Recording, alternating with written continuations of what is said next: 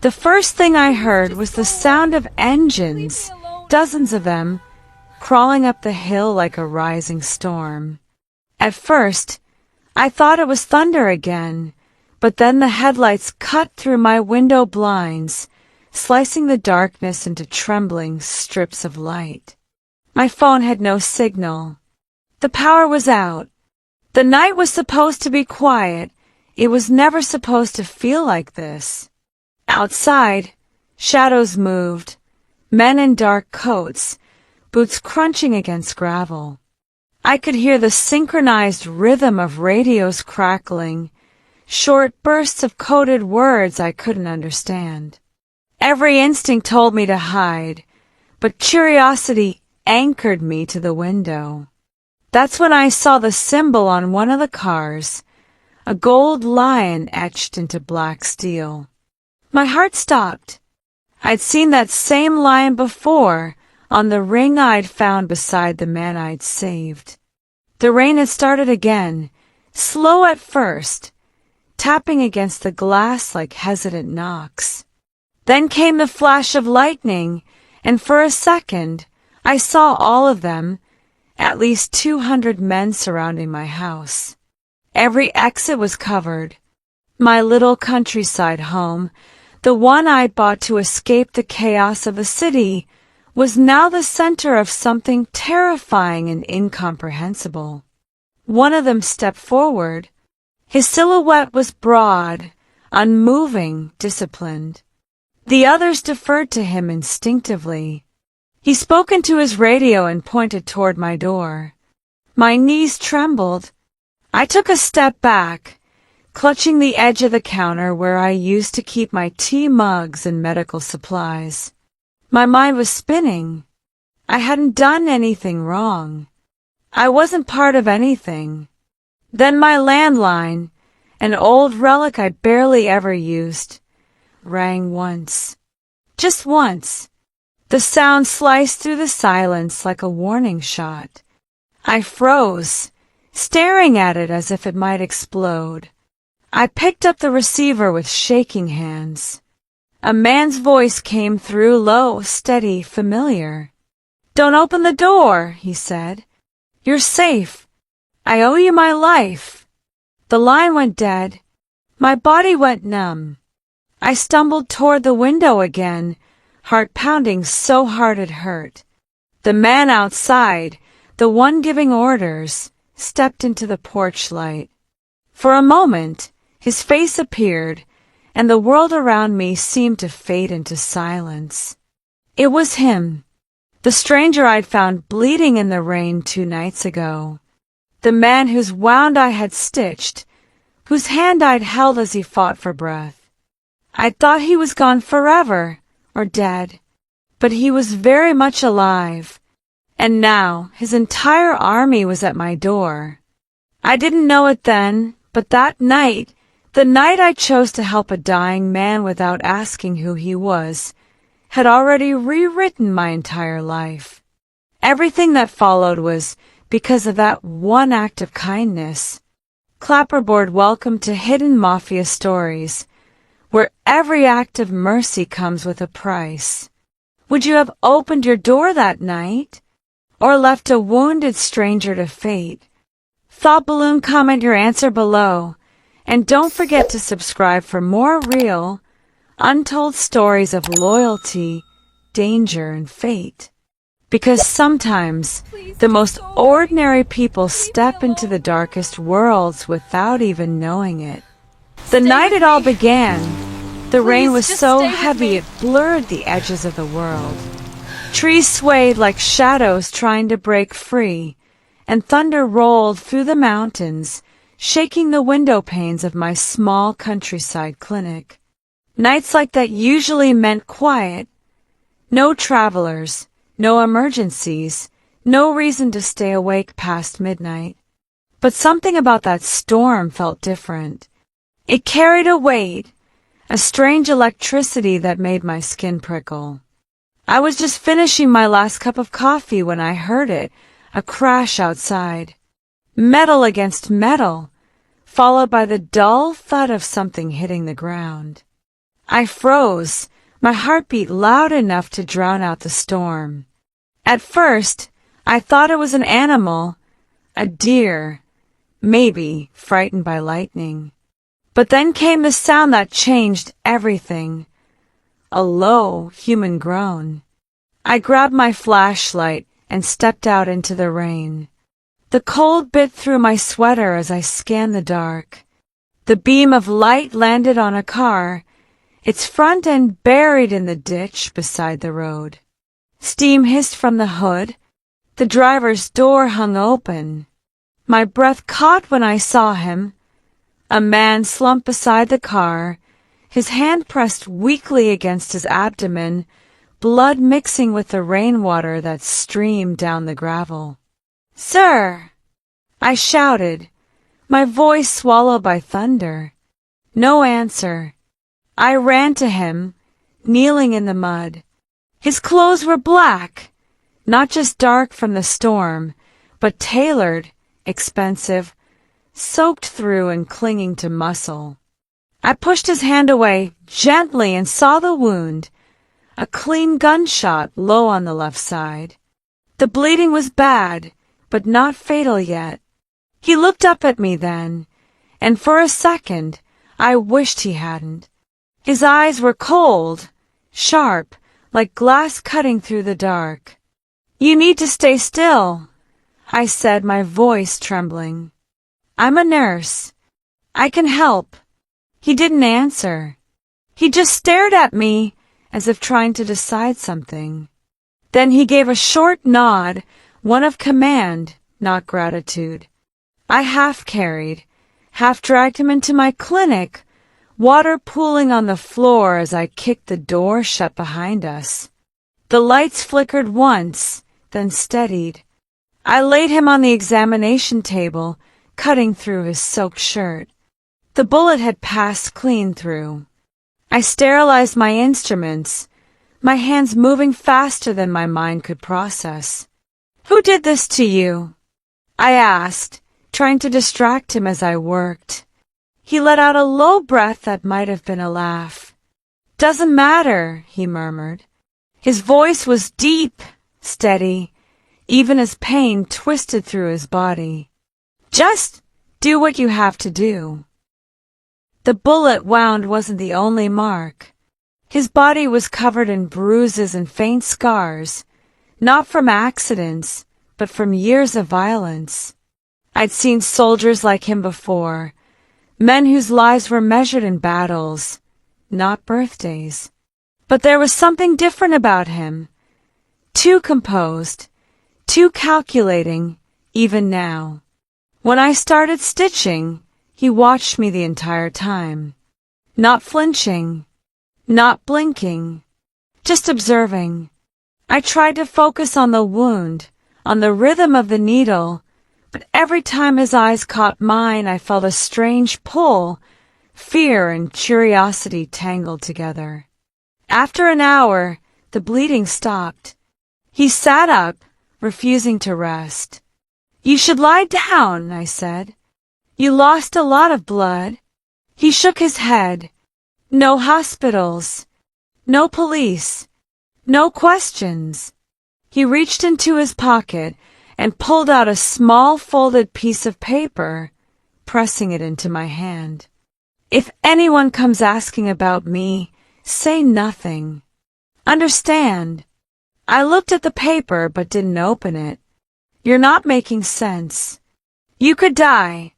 He gave me a faint smile, the kind that didn't reach his eyes. "I've been dying for years." Before I could say more, he stood. The strength in his movements was impossible for a man who'd just been shot. He found his coat, slipped it on, and moved toward the door. I tried to stop him. "Wait, at least tell me your name." He hesitated, hand on the door frame. Rain spilled in around him, lightning flashing behind his silhouette. When he finally spoke, it was quiet but sharp enough to stay with me for the rest of my life. "You don't want to know my name." Then he was gone. The sound of his footsteps faded into the storm until there was nothing but rain and the faint hum of the refrigerator. I stood there for a long time, staring at the blood on the floor, the smell of antiseptic hanging in the air. The note in my hand was damp now, the ink smudging. Against my better judgment, I unfolded it. It was blank, except for one symbol. A golden lion, drawn with swift, confident strokes. That same night, I dreamed of engines in the distance, of headlights crawling up the hill. I woke up sweating, heart pounding, but when I looked out the window, the world was still. For now, the morning after he vanished, the world outside my window felt eerily calm, too calm, as if the storm had taken the noise but left the unease behind. The air still smelled of rain and iron, and somewhere near the ditch, the faint outline of his tire tracks sank deeper into the mud. I half convinced myself I'd imagined it all, that the man, the blood, the golden lion, had been some strange, feverish dream. But when I walked into the clinic, I saw the proof. The chair he'd used was still tipped slightly to the side. The towel I'd wrapped around his shoulder lay on the floor, stiff with dried blood. On the counter, where I'd set the needle tray, something gleamed a ring. I froze.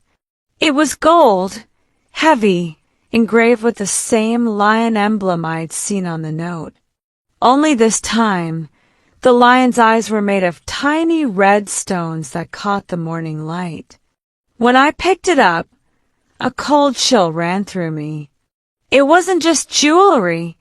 It was a mark, something belonging to a world that didn't forgive curiosity. I thought about calling the police, but what would I say? A man I don't know, possibly a criminal, crashed outside my clinic and left a symbol of organized murder as a thank you? No. That kind of confession could destroy my life faster than the bullet that almost took his. Instead, I cleaned up every trace of that night, mopped the floor, sterilized the instruments, burned the blood-soaked towel in the fireplace until the smoke filled the room with a sour, metallic scent. When it was done, I sat by the window and watched the rain turn to mist over the fields. That's when I noticed it, a black sedan parked at the end of the road. At first, I thought it was just a lost traveler. But hours passed, and the car didn't move.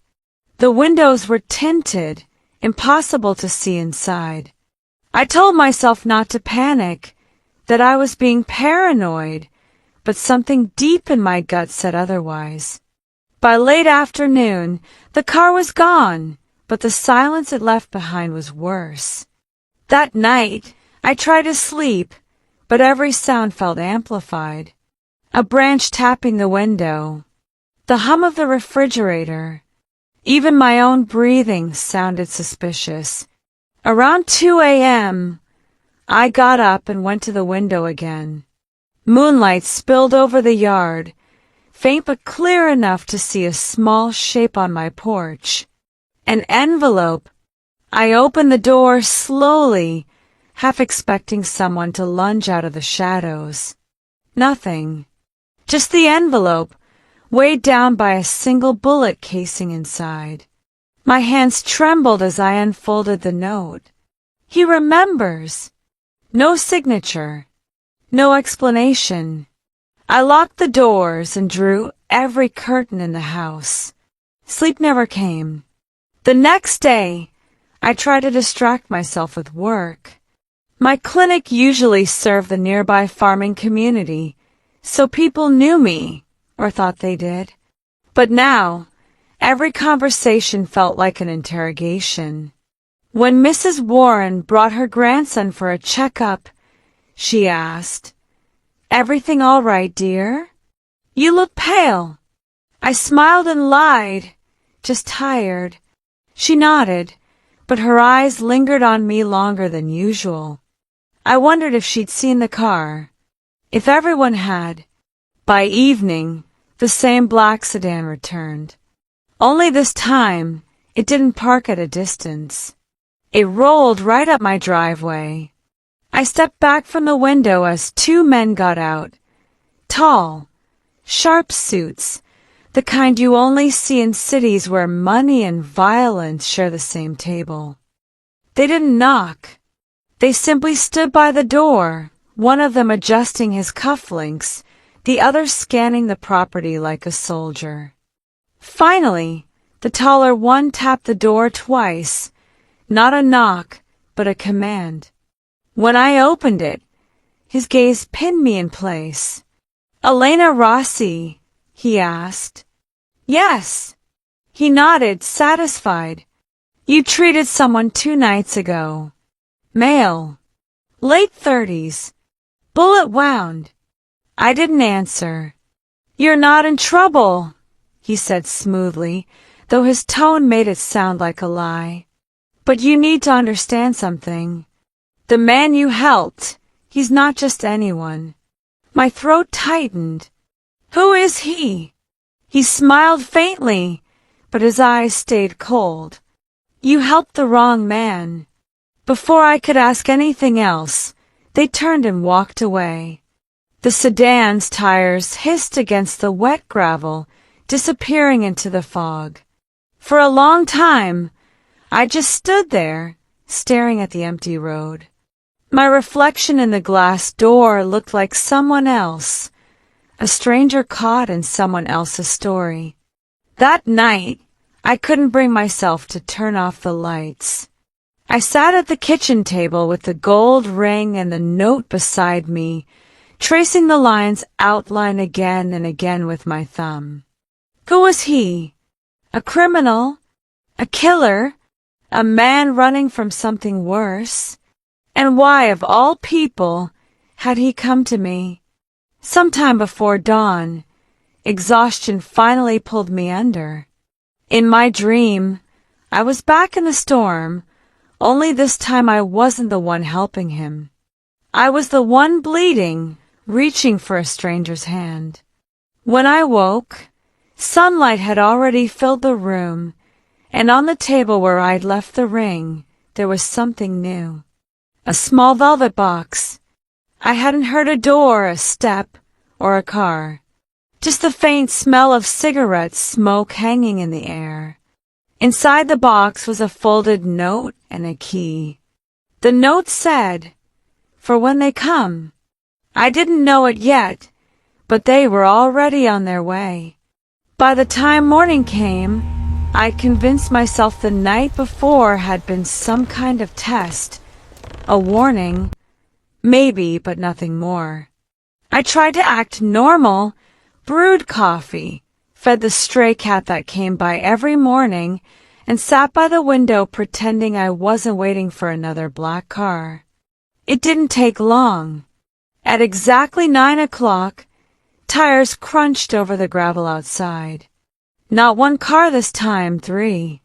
They stopped in perfect formation, engines humming but never shutting off. The kind of cars that cost more than my clinic. The kind of engines that didn't travel alone. I stood frozen behind the curtain, heart pounding. Men stepped out, not in uniforms, in suits, crisp and dark, their expressions carved from stone. One of them carried a small black briefcase. Another scanned the area, speaking quietly into a mic hidden near his collar. Everything about them screamed control. A knock echoed, sharp, polite, deadly. I didn't move. Maybe if I stayed quiet, they'd leave. But they didn't. The second knock was slower, harder, almost mocking. Then a voice, low and firm. "Miss Rossi, we know you're home." I closed my eyes, every instinct screaming to run. But where? The woods behind my house led to nowhere but miles of trees and mud. My only choice was to face whatever stood on the other side of that door. When I opened it, 3 men filled the doorway like a wall. The one in the center was older, silver hair, a scar near his temple, and eyes that didn't blink. The kind of man who could smile while ordering your death. "Elena Rossi?" he asked. I nodded. "I'm Angelo," he said, his tone almost courteous. Mr. DeLuca asked me to extend his gratitude. The name hit like a punch. "DeLuca!" He nodded once. "You saved his life. That makes you important. And being important in his world is not always a good thing." I stepped back.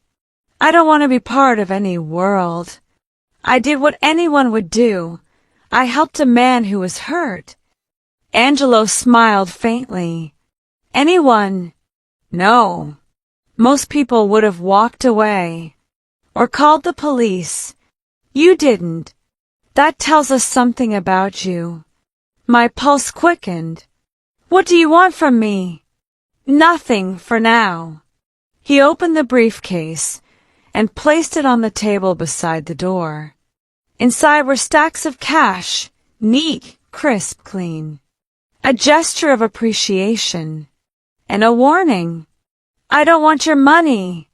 "Then consider it insurance." His tone hardened. "Because you'll need it."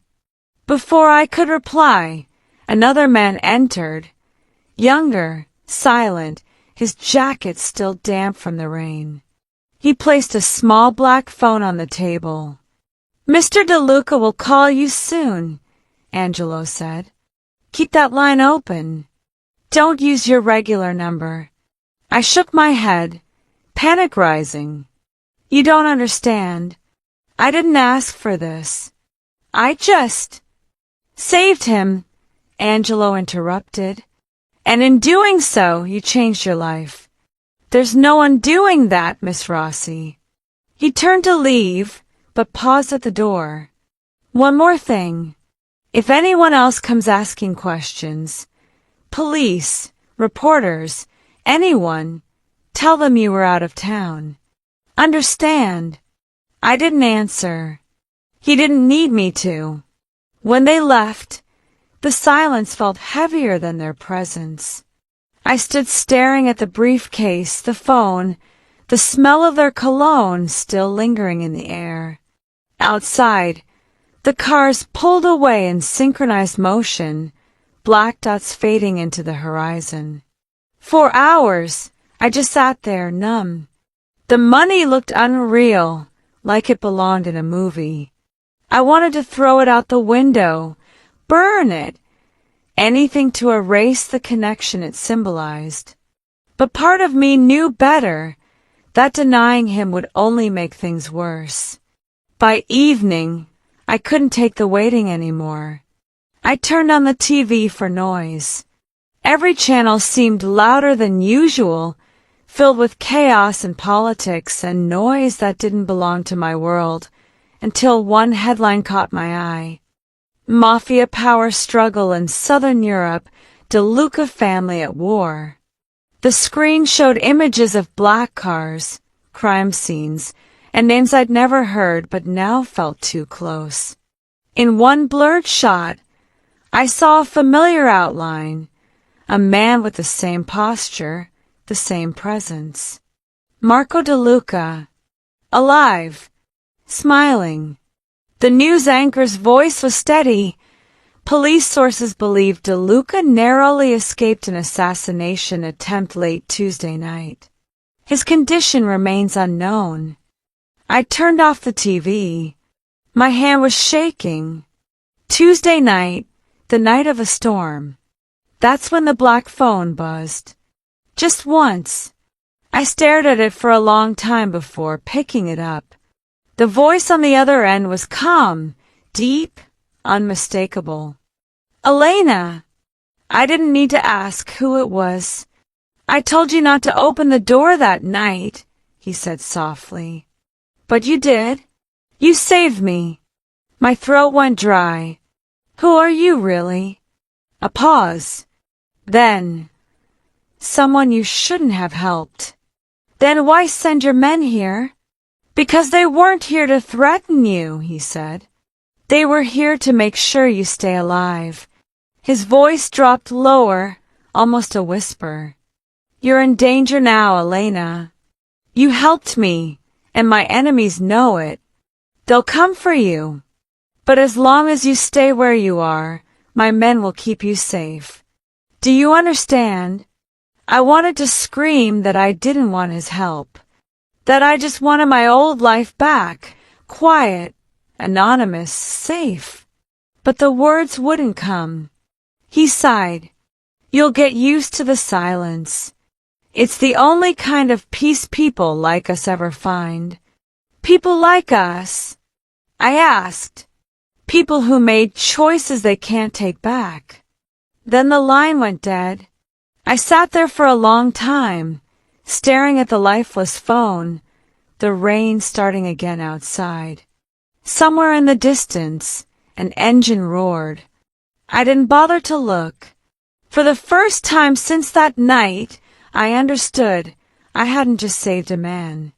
I'd entered a world that didn't let you leave, and it was already too late to run. By dawn, the world felt like it had stopped breathing. The sky hung low and gray, the air thick with that strange stillness that comes before chaos. I hadn't slept. Every time I closed my eyes, I saw headlights cutting through the mist, faceless men stepping from the shadows. I made coffee just to have something to do with my hands, but it tasted bitter, like metal. My clinic was empty, the phone line silent. The black phone sat on the counter, a small, menacing reminder that my life was no longer mine. At 7:46 a.m. I heard it, the rumble of engines, not one but many. I went to the window, my stomach dropping. Cars, dozens of them, black SUVs and motorcycles, crawling up the hill, their tires throwing mud and gravel into the air. By the time they reached my front gate, the count had passed 50, then 70, then hundreds. Men poured out, moving in formation, disciplined and silent. They surrounded the house like a dark tide, positioning themselves at every exit. They weren't shouting, weren't threatening, just waiting. It was too organized, too calm. I backed away from the window, pulse hammering in my ears. My hands trembled as I reached for the black phone. It buzzed before I could touch it. "Don't be afraid," the voice said. It was him. "Marco, what's happening?" I whispered. "Who are these people?" "My people," he said. "They're here for you. For me." My voice broke. "Marco, this is insane. I didn't do anything." "You did," he said softly. "You saved me. That makes you family." I pressed my hand to my forehead. "I don't want to be family. I want my life back." A pause.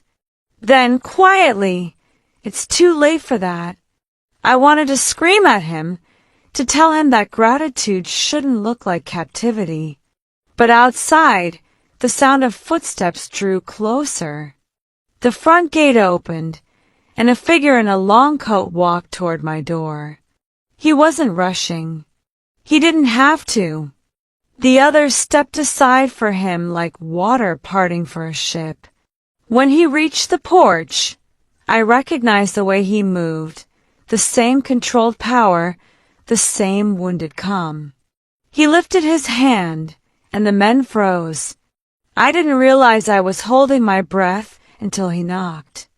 3 times. Firm. Patient. Certain. I opened the door slowly, and there he was, alive, clean-shaven, dressed in black.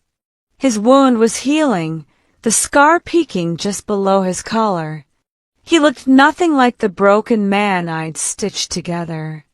This version of him radiated something else: authority, danger, a quiet kind of royalty.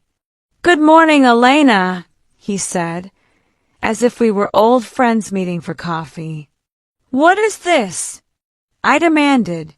"Why are all these people here?" He looked over his shoulder briefly. "Protection."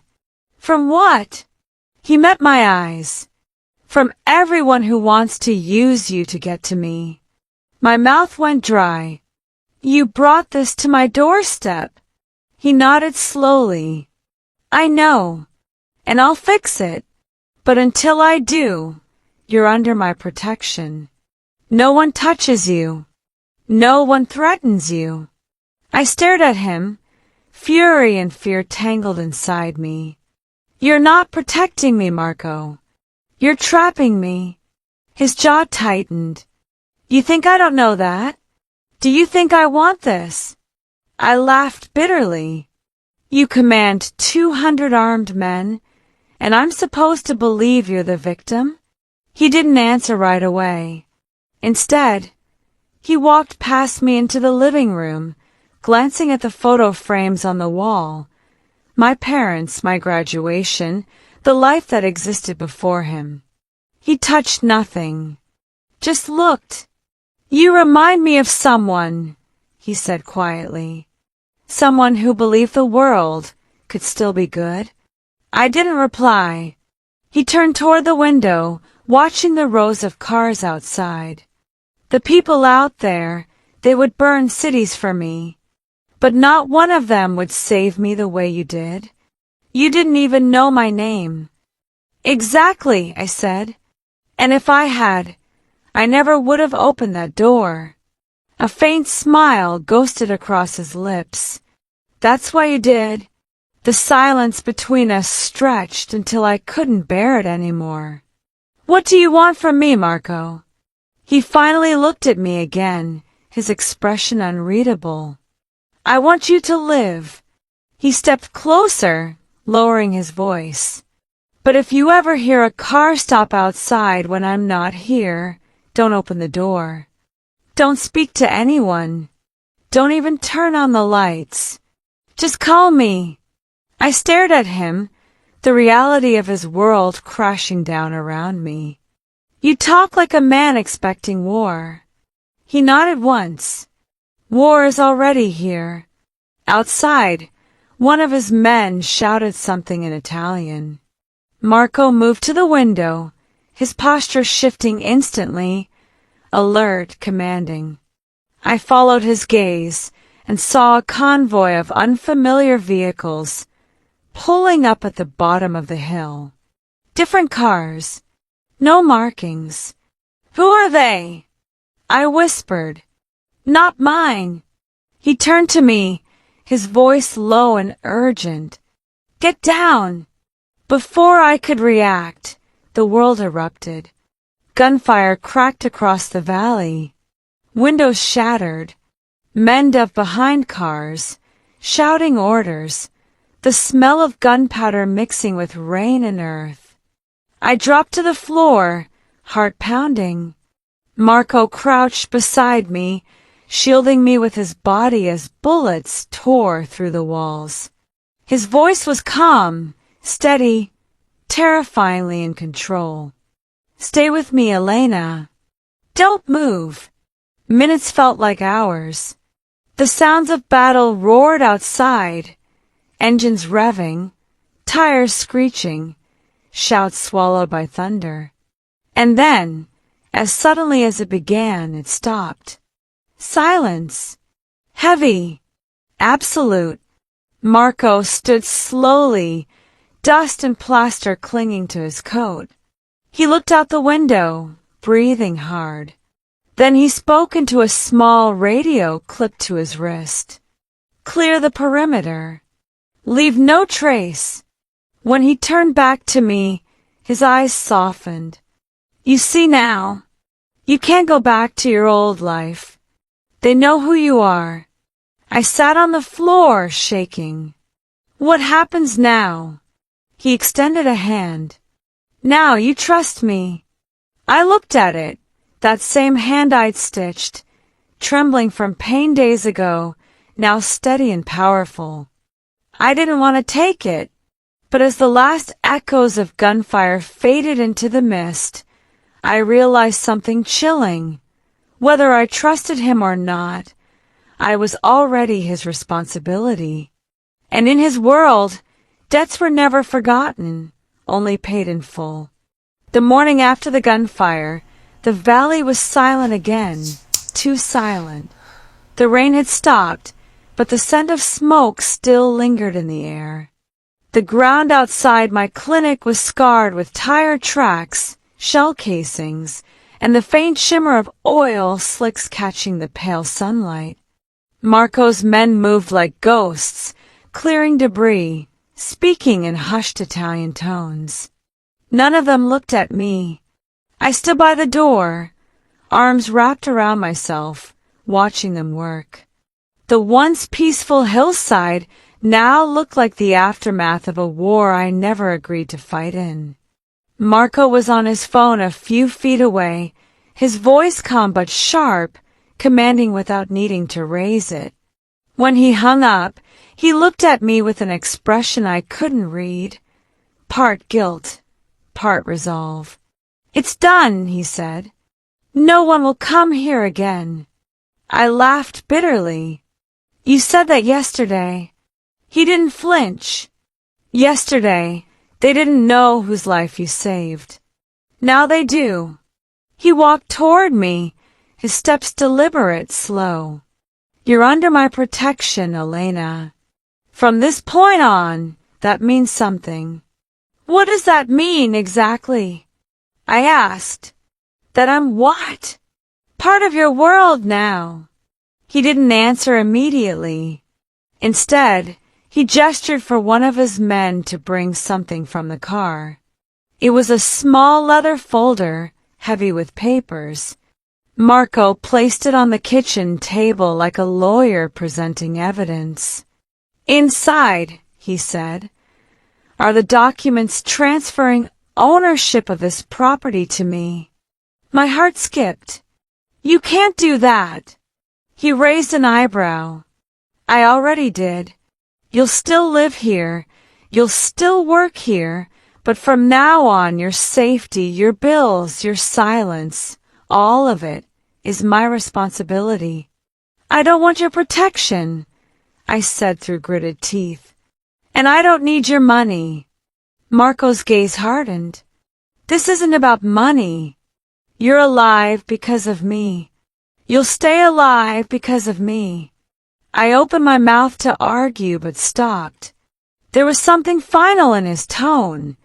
Not arrogance, not anger, but inevitability. A man who decided long ago that control was the only way to protect what mattered. I turned away, tried to steady my voice. "You talk about protection like it's a favor, but it feels like a prison." He was quiet for a long time before answering.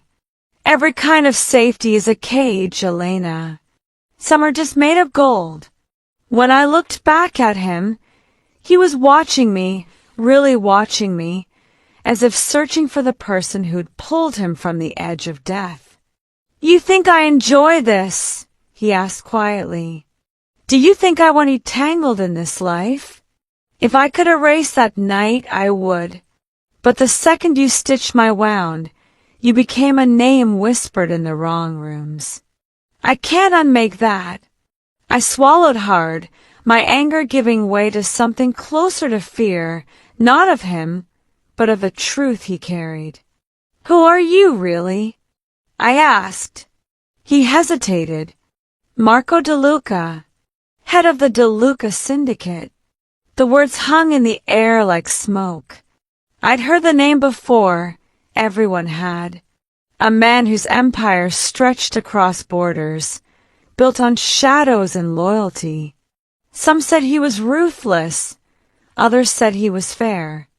But everyone agreed on one thing: no one crossed him and lived. "So that's it," I said. I saved the devil himself. He gave a faint, humorless smile. The devil doesn't bleed, Elena. I did. Before I could respond, one of his men entered, the same one who'd brought the folder. He whispered something in Italian, his tone clipped and urgent. Marco nodded, face tightening. What is it? I asked. They found the one who ordered the hit, he said. He's in custody. I stepped back. Custody? You mean? I mean he's alive, Marco said sharply, cutting me off. For now. Marco, no, I said, my voice breaking. Don't do this. You can't keep killing people. He turned, his voice low, almost wounded. You think this is about revenge? They would have killed you next, Elena. They left a message on your gate this morning. My men erased it before you woke up. A chill ran through me. What did it say? He met my eyes. It said, the nurse dies next. For a moment, the room tilted. I gripped the edge of the table, trying to breathe.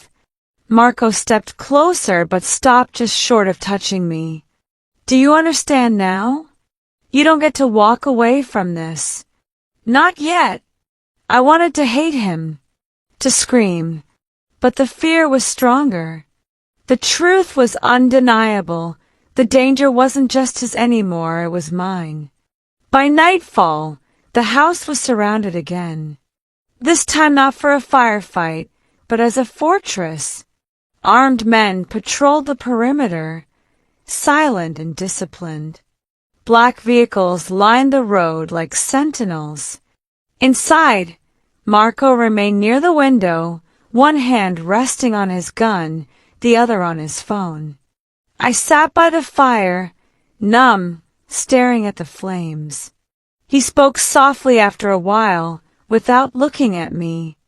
You remind me of my sister, he said. She was a nurse, too.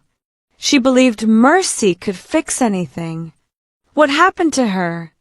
I asked quietly. He exhaled, the sound heavy. She tried to leave the family. They made sure she never did. The crackle of the fire was the only sound for a while. Then Marco turned, his expression unreadable. I won't let that happen to you. I met his gaze, and in that moment, something in me broke, not from fear, but from the haunting realization that I was no longer a bystander in someone else's story. I was a name written in the same ink as his, blood and loyalty intertwined. And there was no escaping the debt I'd earned the night I saved him. The days that followed blurred into each other, a strange rhythm of fear and quiet luxury. My small clinic, once filled with the scent of disinfectant and chamomile tea, now smelled of leather, gun oil, and imported cigars. Marco's men came and went in silence, speaking in codes, guarding the windows, scanning every passing car. At night, I could hear them outside, their boots crunching on gravel, the faint click of safeties being checked. Every sound reminded me that peace no longer lived here. My home had become a fortress, and I was its prisoner. Marco visited every morning. He always looked calm, crisp suit, fresh shave, no trace of the man I dragged in from the storm. But sometimes, when the light hit his face just right, I caught the exhaustion hiding beneath the control. You're safe now, he said one morning as I sat by the window. Safe? I asked. There are rifles outside my door, Marco. That's not safety, that's surveillance. He leaned against the counter, studying me. You're alive. That's all that matters right now. Alive, I repeated quietly. That's not the same as living. He looked away, silent for a moment. "You're not wrong," he said softly. "But in my world, we take what we can get." The conversation ended there. It always did. That afternoon, a black envelope arrived. Marco opened it without a word, scanning its contents before burning it in the fireplace. The paper crackled, curling in the flames, and I caught one word before it turned to ash: witness. I frowned. What was that? Nothing you need to worry about. Marco. He turned to me sharply. Elena, trust me when I say ignorance is your best protection. The less you know, the longer you live. I hated that he was probably right.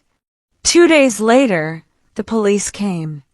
Not in force, just 2 detectives in gray suits with polite smiles and eyes that missed nothing. I saw them through the window before they even reached the porch. Marco's men vanished into the trees like ghosts. I opened the door before they could knock. "Miss Rossi," the older detective asked, flashing his badge. "We'd like to ask you a few questions about a recent incident." "What incident?" I asked, forcing a calm I didn't feel. He exchanged a glance with his partner. "There was gunfire reported near this property 2 nights ago. Locals claim they heard explosions."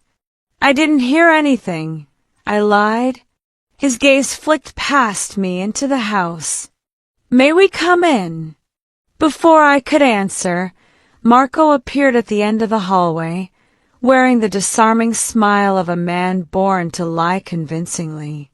"Officers," he said warmly. "Is there a problem?" They stiffened. Recognition flickered behind their eyes. They knew who he was, even if they couldn't say it aloud. "Just routine questions, mister." "DeLuca," he said simply. The older officer's throat bobbed as he swallowed. "Right. Well, if either of you hear or see anything suspicious, please contact the station." Marco nodded politely. "Of course." When they left, the silence was suffocating. I turned to him, fury rising. "You think this is normal? You think I can just keep lying for you?" He didn't react, just poured himself a glass of whiskey and stared into the fire. "Lying keeps you alive. Telling the truth gets you buried." "I didn't sign up for this," I snapped. "I saved your life. I didn't sell mine." He set the glass down slowly. "You think kindness is free?" That stopped me. The way he said it, not as a threat, but as a confession, made my anger crumble into something else. "Every act of mercy has a price," he continued quietly. "You pay it one way or another. Maybe with peace, maybe with freedom, maybe with your name." He looked up at me, and for the first time, his mask slipped. "I've been paying for kindness my whole life, Elena. The only difference is I can afford it." I wanted to argue, but the weight of his words sank too deep. That night, I sat awake by the window, the black phone in my hand. The world outside glowed dimly under the moon, silent except for the occasional rustle of wind. Somewhere beyond the trees, a dog barked, then stopped abruptly. At 2:17 a.m., the phone buzzed once. A text. "Unknown number. They're coming." Before I could even process the message, the front door burst open. Marco's men swarmed in, weapons drawn, shouting in Italian. Marco appeared seconds later, pulling me away from the window as headlights flashed across the yard. "Who's coming?" I shouted. He didn't answer. He was already giving orders. "Move the cars. Get her downstairs." I tried to pull free, but he gripped my wrist. "Do not argue with me." We ran down to the cellar, his men sealing the entrance behind us. Above, I could hear engines, gunfire, the crack of glass breaking. Marco stood by the concrete wall, gun in hand, breathing slow and steady. I couldn't see his face in the dark, but his voice carried calm authority. "They found us sooner than I expected." "How?" I whispered. "There's always someone willing to sell loyalty," he said. "Even in my family." The sound above us grew distant, replaced by silence. Then came a single, muffled explosion. Dust rained from the ceiling. Marco's men shouted something, and then nothing. He pressed a hand to my shoulder. "Stay here." "No, Marco!" But he was already gone. Minutes passed like hours.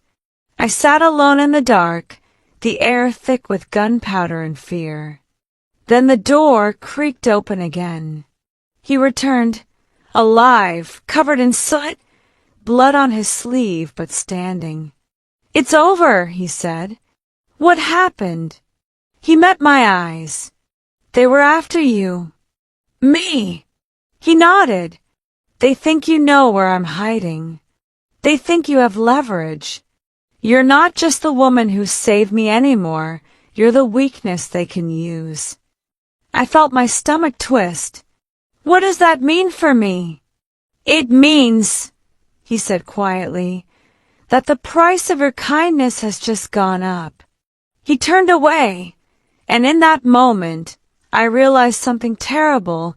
Marco didn't just want to protect me anymore. He needed to. And people like him never let go of what they need.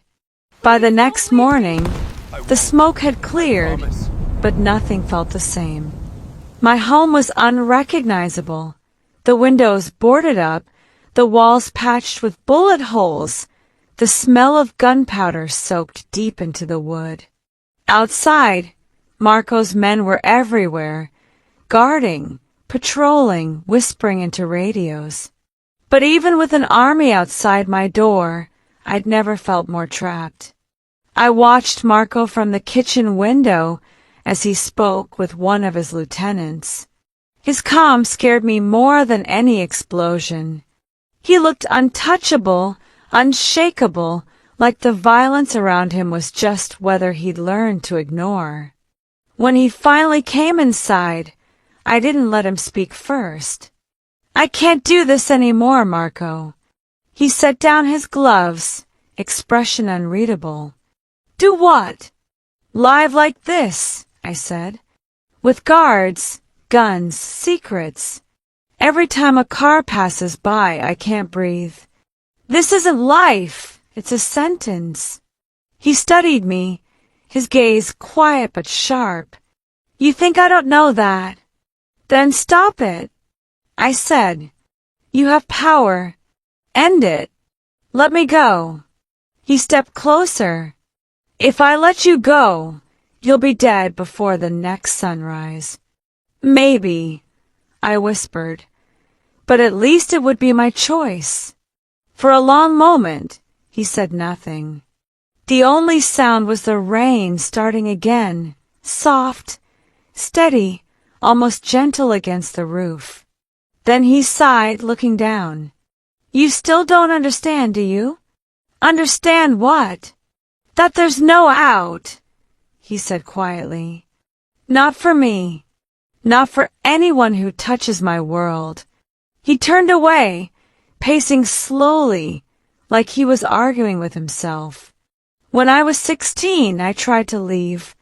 I wanted to study medicine, to fix people, not break them. My father found out. He sent men after me, not to bring me back, to remind me who I was. I buried one of them myself." He looked at me again, his voice low and raw. "The day you saved me, you didn't just stop the bleeding. You gave me something I didn't think existed anymore, a choice. And now I have to make mine. I frowned. What choice? He didn't answer right away. Instead, he pulled a folded envelope from his coat and handed it to me. Inside is everything you'll need.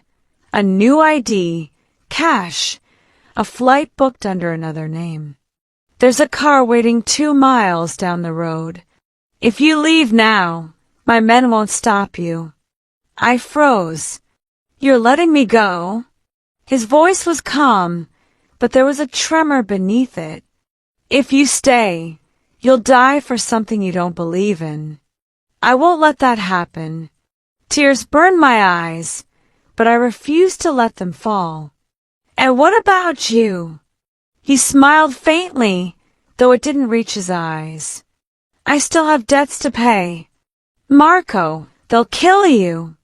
He shrugged slightly. Better me than you. I wanted to argue, but words failed me. All the anger, fear, and confusion of the last few weeks melted into something painfully human. The realization that the monster the world feared was somehow still capable of love in his own broken way. Outside, thunder rolled again. The men were moving. I could hear the distant hum of engines, the restless tension before another storm. Marco looked toward the window, then back at me. They're coming, he said softly. You need to go. I shook my head. Not without you. His jaw tightened. Don't make this harder, Elena. You saved me last night. Let me save you now. He gave a sad, quiet laugh. You already did. Then he handed me the keys. Cold metal, heavy with finality. When I stepped outside, the air was thick with fog. The men didn't look at me. They all knew. I made it halfway to the road before I heard it, the sound of engines approaching from the opposite direction.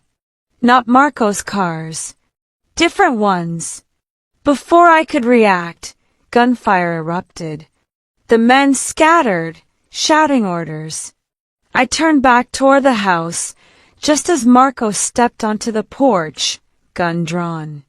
His coat whipped in the wind as he shouted something to his men in Italian, his voice commanding, fearless.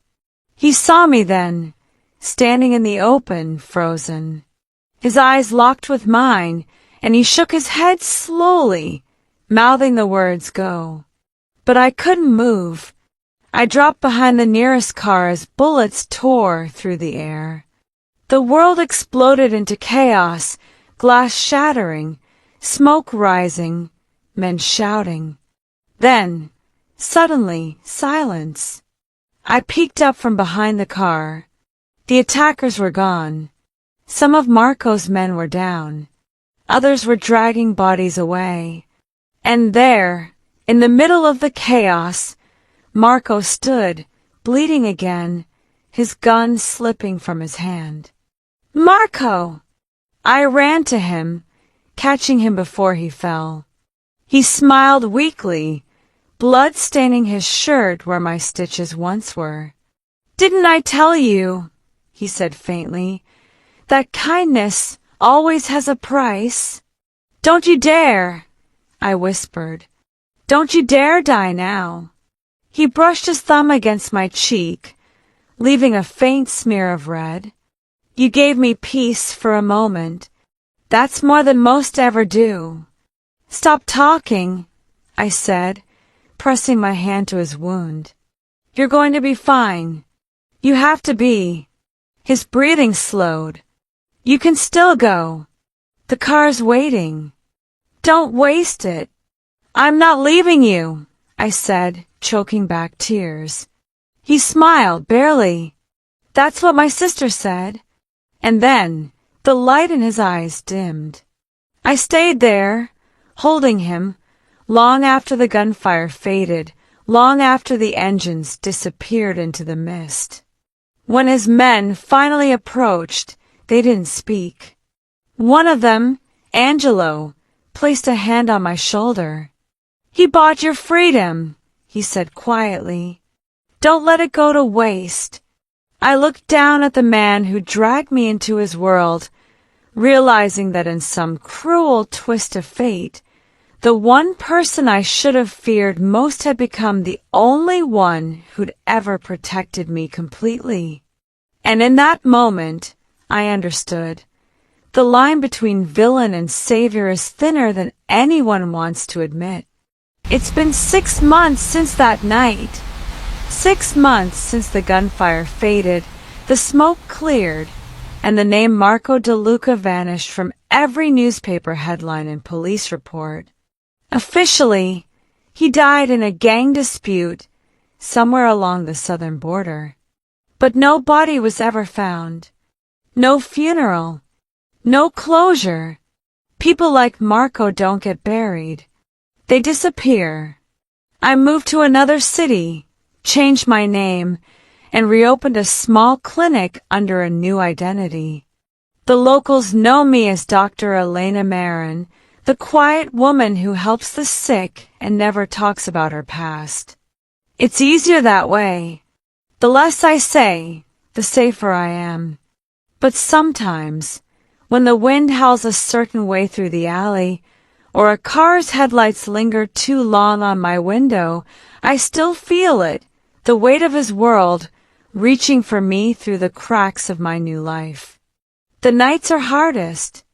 I close the clinic early, lock every door, and sit by the small lamp on my desk, pretending the hum of the refrigerator is just background noise, not the echo of an engine idling outside. Every day, I tell myself he's gone. And every night, I find a reason not to believe it. One rainy evening, I was closing up when a little boy ran into the clinic, clutching his arm. He'd fallen off his bike, scraped his elbow badly.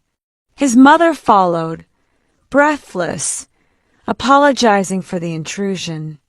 I smiled, the first genuine smile I'd had in weeks, and cleaned the wound carefully.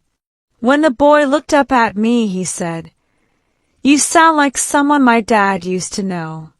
I paused, the words catching in my throat. "Oh, what do you mean?" He shrugged. He used to tell me stories about a lady who helped someone important, someone everyone was scared of. I froze, my hands trembling just slightly as I tied the bandage. "What was her name?" "I don't remember," he said. "He just said she was brave." I forced a smile and handed him a lollipop from the counter. "Then I hope she's somewhere safe." The boy grinned and left with his mother. I stood there long after they were gone, heart pounding. It was nothing, a coincidence. It had to be, but as I stepped outside to lock the door, I saw it. Across the street, half hidden in the rain, was a black car. Sleek, polished, engine running. My pulse spiked. I took a cautious step forward. The driver's window was tinted, impossible to see through, until it slowly rolled down. For a split second, lightning flashed across the sky, and I saw him. Marco. Older, maybe. A faint scar along his cheek. But those same eyes, calm, steady, impossible to forget. He wasn't smiling, but he wasn't angry either. He just watched me. I stood frozen in the rain, the sound of my heartbeat louder than the thunder. He lifted something, a small gold ring, and placed it on the dashboard, letting the headlights glint off its surface. The lion, the same one he'd left behind that night in my clinic. Tears blurred my vision. I opened my mouth to speak, to ask 1,000 questions. Why? How?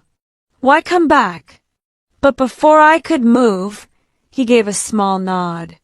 Then the car rolled backward, slow and smooth, until it disappeared into the mist. I ran after it, but by the time I reached the road, there was nothing but the faint trail of wet tire marks. The world was silent again. I stood there for a long time, rain soaking through my coat, the sound of my breath echoing in the empty street. Then I looked down. At my feet was a small, black envelope. My hand shook as I picked it up. Inside, written in that same firm handwriting I remembered from months ago, was a single line. You gave me life. Now live yours. No signature. Just those words. I pressed the note to my chest, tears spilling freely now. I didn't know whether to laugh, scream, or fall to my knees. Because in that moment, I realized two things. Marco DeLuca was alive, and somehow he was still watching over me. In the weeks that followed, strange things began happening. My rent was paid before I could transfer the money. My medical supplies, which I used to struggle to afford, were suddenly delivered in bulk, always anonymously. When I asked the supplier who sent them, they just said, "A friend of the clinic." I never asked again. Sometimes I wonder what his life looks like now, where he hides what ghosts haunt him. Maybe he's rebuilding his empire. Maybe he's running from it. Or maybe, for once, he's just free. As for me, I've stopped waiting for the sound of engines. I still wake up some nights, reaching for the black phone that's no longer there, expecting it to buzz with his voice on the other end. But then I remember his last words. You gave me life. Now live yours. So I do. I open my clinic every morning. I greet the children. I tend to the sick. I walk home when the sun sets, and sometimes, when I look across the street and see headlights glinting for just a moment, I let myself believe, maybe, somewhere out there, the man I saved is still keeping his promise. Because in his world, debts were eternal. But kindness was forever. And sometimes, that's the only kind of redemption people like us ever find. Clapperboard, thank you for watching Hidden Mafia Stories. If you were in her place that rainy night, would you have opened the door? Thought Balloon, comment your answer below. And don't forget to subscribe for more cinematic, true-life tales of mercy, danger, and redemption. Because sometimes, saving a life changes yours forever.